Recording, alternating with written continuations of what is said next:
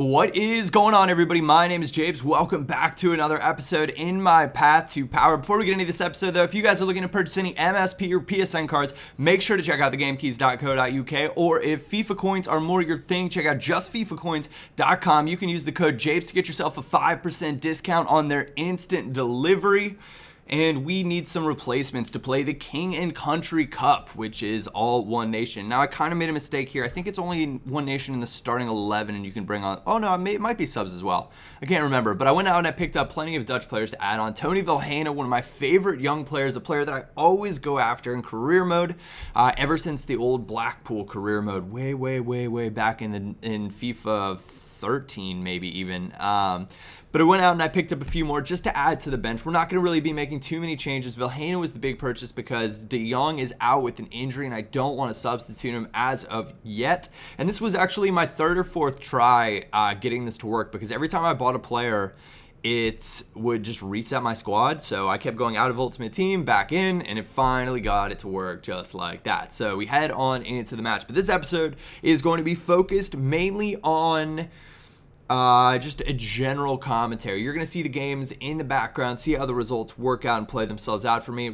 Props to this dude. Very cool Mexican team. I don't know if I'd be using, Guardado as a center back, but other than that, I think it's a very, very cool side. So, try-harding. I promised I'd go into this in the last episode, and it's not something that I went into right away, but it's something that I think is interesting to touch on, because I've kind of mixed feelings on it, I suppose. So first off, I would say, when you're playing a game, if you're not, once you enter the game, if you're not trying to win, what's the point? Right? So you get these people that are like, maybe it would be, it's not necessarily skillers, but it's people that are like, oh, he sweated it and passed it across goal. It's like, well, yeah, I'm trying to win the game with the team that I chose to go out there with. And, that's FIFA in general, that's footy in general, and it's, it's not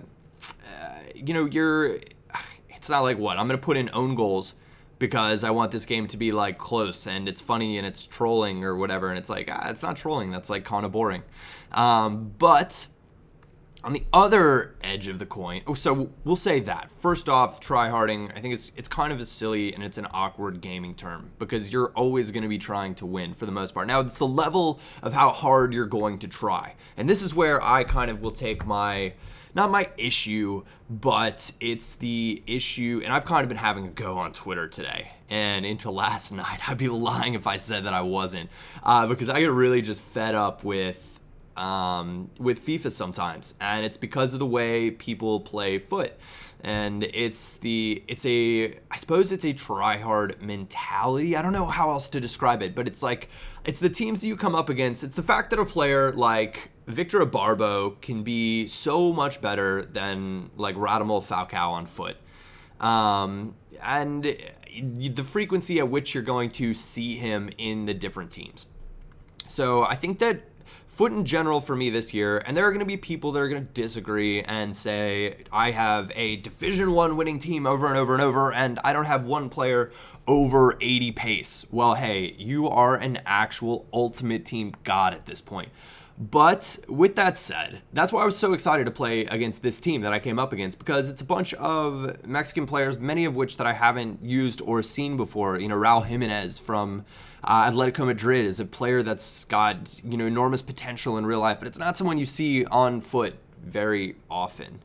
So this was cool to see. It's the players that you see time and time again that, your Barbos, and there's just a plethora of players like that. Your Loic Remy, your Doumbia, your Emenike, the players that you see over and over and over again. It's to win at all costs for that record. I'm going to go back to FIFA 09 right here. Do you guys remember that? How many of you guys played Ultimate Team? This is when you had to purchase Ultimate Team, and I did just that thing, but you could play attribute cards on your players and the attribute cards would stick. So I had a 99 rated Thomas Muller, but anybody could have a 99 rated version of their favorite player, whether for whatever team or whatever team the player might play for. Start him as a bronze, and there were give and take with your plus attribute cards the way it would work out, but you could have a 99 rated player. Now, I'm not saying that that's the system to go with, but It is Ultimate Team, and I want to talk about the chemistry system as well today. So the way the chemistry system currently works, if they have 6 or 7, this is my understanding of it at least. If they have 6 or 7 chemistry, you are going to get the default stats that they have on their card, right? So if a player has 93 pace on 6 or 7 chemistry, they're going to have 93 pace in the game. And this took me an actual decade to find a match. I don't know if it's you guys as well or if it's just me, but finding a match has been like beyond just horribly difficult. But anyway, so the 6 or 7 chemistry, that's why you see people using Robin at striker, Bale at striker, Ronaldo at striker, and it's just not an issue because their stats are already so high. My feeling on the way Ultimate Team chemistry should work is if you're going to give them the stat boost and the chemistry boost, they should be on, like, to get that boost and give them the stats on their card, they should be on 9 or 10 chemistry, right? 10 chemistry should maybe give them a ridiculous boost, right? That you're getting, on your 10 chem right now. 9 chem should be your default stats on the card, more or less. Anything less than that, I think you should go down for, because you're not playing to the chemistry system that Ultimate Team has built in.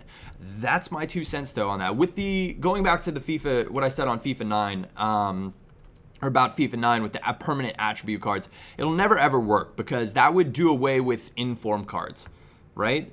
And if inform cards went away, then you wouldn't be spending money on FIFA points to open packs and that sort of stuff. So it's not something you're ever going to see happen with the permanent attribute cards. But it was a very cool system to be able to utilize all sorts of different players, even though it kind of leveled out because you play teams with just like 99 rated overall players in all these different positions. And it made it really no point to have, your rare cards, your Messis, your, that sort of stuff. But this has been a bit of a rant video, but it's because I sat down and I played on my main account yesterday. I played like 3 or 4 games, and I only came up against the exact same strikers over and over again. And it's not that I can't defend against them, it's that it's really annoying to do it, and it's boring because it's just the same thing over and over again. And it's not a different kind of attack or a different kind of formation. It's the exact same thing.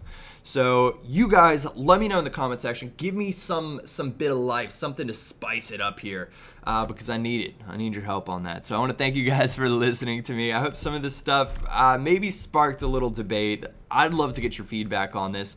Other than that, we'll have another episode out later on today. Thank you all for watching. My name is Japes, and I will catch you all next time.